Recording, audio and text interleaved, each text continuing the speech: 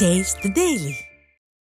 தமிழ்நாடு அரசின் பள்ளிக்கல்வித்துறையின் நிர்வாக திறமையின்மை பல்வேறு வகையில் வெளிப்பட்டு வருவதாக ஆசிரியர்கள் குற்றம் சாட்டுகின்றனர். தமிழ்நாட்டில் 10, 11 மற்றும் 12ஆம் வகுப்புகளுக்கான அரையாண்டு தேர்வுகள் வரும் 21ஆம் தேதி முடிவடைகிறது.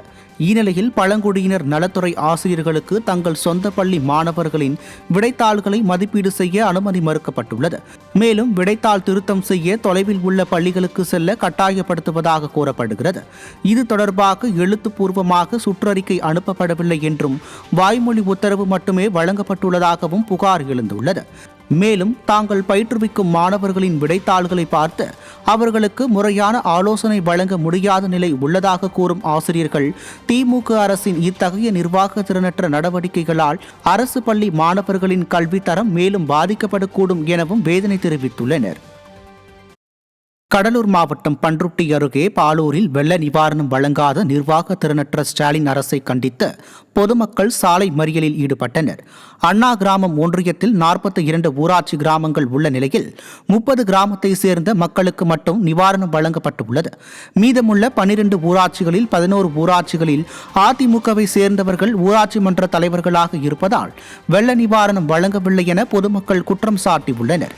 12 ஊராட்சி மன்ற தலைவர்கள் மாவட்ட ஆட்சியரிடமும் பண்ருட்டி வட்டாட்சியரிடமும் மனு கொடுத்தும் வெள்ள நிவாரணம் வழங்கப்படவில்லை என வேதனை தெரிவித்தனர்.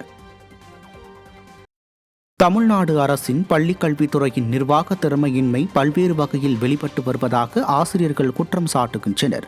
தமிழ்நாட்டில் 10, 11 மற்றும் 12ஆம் வகுப்புகளுக்கான அரையாண்டு தேர்வுகள் வரும் 21ஆம் தேதி முடிவடைகிறது. இந்நிலையில் பழங்குடியினர் நலத்துறை ஆசிரியர்களுக்கு தங்கள் சொந்த பள்ளி மாணவர்களின் விடைத்தாள்களை மதிப்பீடு செய்ய அனுமதி மறுக்கப்பட்டுள்ளது. மேலும் விடைத்தாள் திருத்தம் செய்ய தொலைவில் உள்ள பள்ளிகளுக்கு செல்ல கட்டாயப்படுத்துவதாக கூறப்படுகிறது.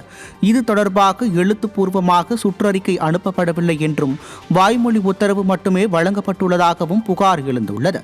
மேலும் தாங்கள் பயிற்றுவிக்கும் மாணவர்களின் விடைத்தாள்களை பார்த்து அவர்களுக்கு முறையான ஆலோசனை வழங்க முடியாத நிலை உள்ளதாக கூறும் ஆசிரியர்கள் திமுக அரசின் இத்தகைய நிர்வாக திறனற்ற நடவடிக்கைகளால் அரசு பள்ளி மாணவர்களின் கல்வித்தரம் மேலும் பாதிக்கப்படக்கூடும் எனவும் வேதனை தெரிவித்துள்ளனர்.